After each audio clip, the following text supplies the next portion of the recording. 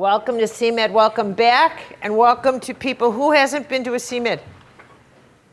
Okay, just a few of you are welcome, and all of the rest of you, welcome back.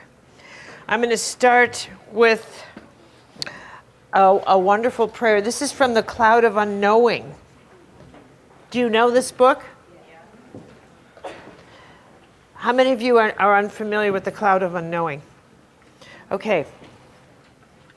It comes from a long, long time ago. They have no idea who the author is, which makes it all the more seductive. But it's a mystical piece of literature, and that's where we're going. And I chose this because that's where we're going.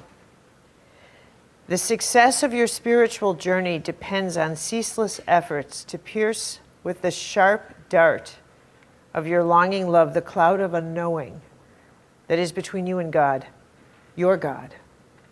This blind, impulsive love cuts through the darkness by destroying the root and ground of sin within us. It implants and nourishes the virtues that buttress our affection for God. And the single object of our love, the pure and only cause of all virtue, without whom all virtues would be imperfect. Compared to this simple, direct movement of your heart, it does not matter how much you fast, what vigils you keep, how early you rise, how hard your bed or rough your hair shirt. More than this, no matter how many tears you shed for your sins or for the passion of Christ, or however mindful you are of heaven's joys, without the simple love that comes to rest in the cloud of unknowing, they matter little. Certainly all of these things, and so many others that we might consider, are of great good to us, great help, great gain, and great grace. But in comparison with that blind impulse of love, there is nothing they can do or may do. And then a thought for the day. Without simple love, nothing else matters. This comes from probably 1,000 years ago. 1,000 years ago. And they don't know who wrote this. It's just considered one of the most exquisite mystical texts of someone who was completely enamored with the mystical life. It was probably definitely written by a man, because 1,000 years ago few women were literate. Probably a mad monk in mad ecstasy.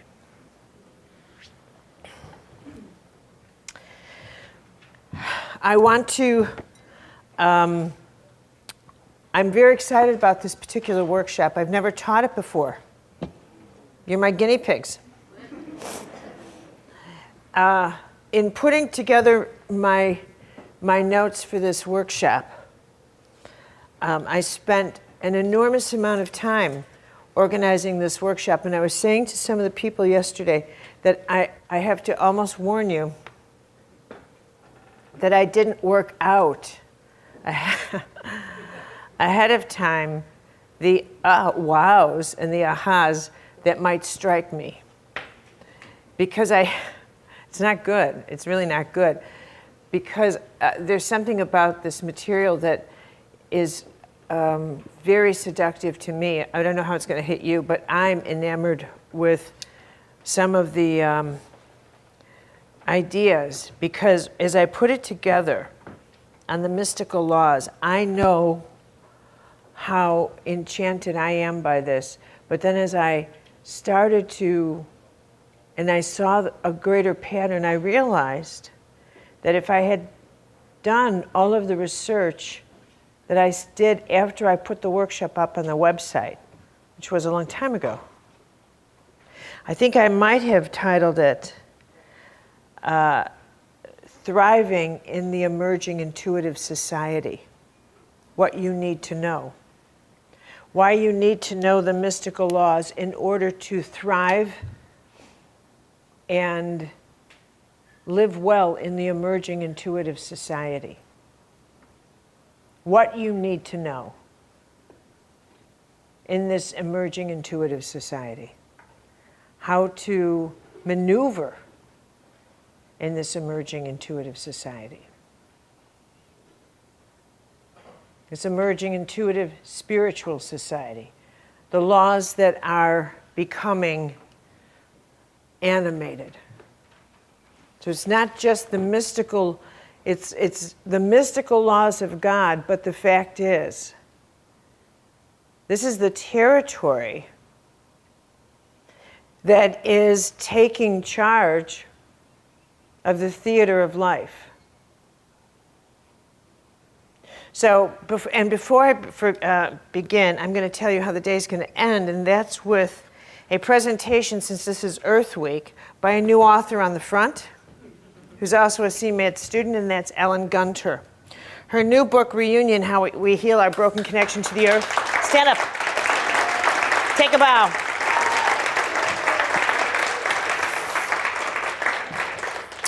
This is a phenomenal piece of work.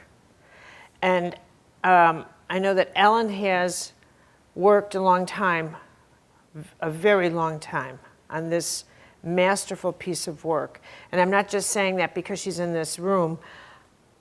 I read more books and endorse books or don't endorse them like crazy. And I will tell you that this book is a treasure for 1,000 reasons. One of which is it's one of those few books that if you said, I know this earth is changing and we're in trouble, but what do I do? What do I do? And she's provided, one of her chapters is on 101 ways to just make a difference, but they're not like great big huge, because most people are inert by now. Well, I really don't want to do this. I really don't want to do that. That's too much effort. But just some of the ways that she suggests to get to know your neighborhood through the eyes of nature. Get to know the birds. Get to know the sense of your neighborhood. I mean, it's just so you wake up to the nature in your hood. Her chapter on seeds, on what you should know about seeds. That alone, I think that should be its own book, actually. The magic of seeds. So I have to tell you, she's going to end the day and then have a book signing tomorrow.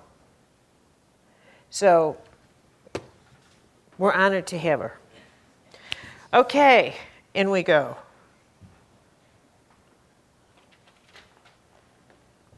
Not only that, I actually meant it. So don't give me that look. It's not because you babysit Abby. I actually meant it.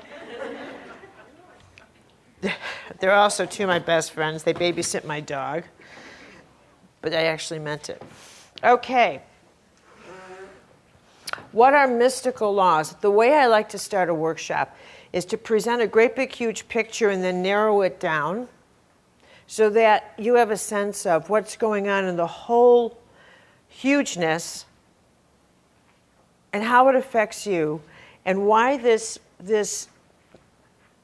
material is so significant, and why learning it, you are much better knowing it than not, and how it's going to change your life. We are creatures of law. I mean, in putting this material together, I never realized how much we are creatures of law. How there isn't a thing we do in which we don't function within laws, personal laws, traditional laws, tribal laws, social laws, ethnic laws, laws about how someone should or should not enter your house. There isn't a thing we do that is outside or inside the law. Laws of friendship. Laws of something that offends you. You have a whole code of laws, as does this universe. Now, it depends what spirituality is. In one sense, if we look at it through this lens, is a lens of law and order. And what level of law do you want to work on? The revelation of God is law, and you have a functioning current here because you believe if you're good and follow the laws, you won't be punished, and God won't get you. And there's a part of you that absolutely believes that. It's in your spiritual DNA. You can't help but believe it. It is in your...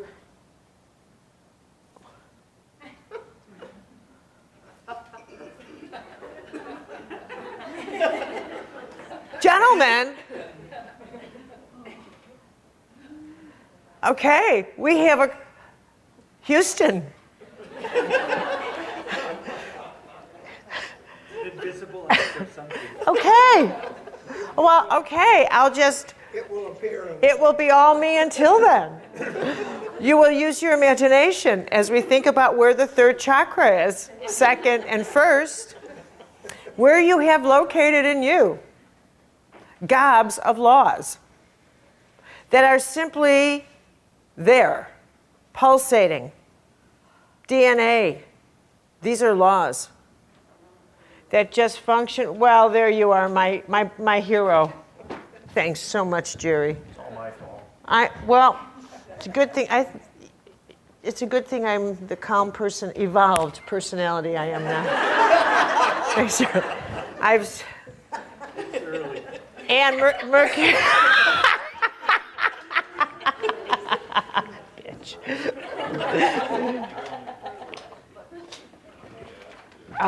Mercury's retrograde.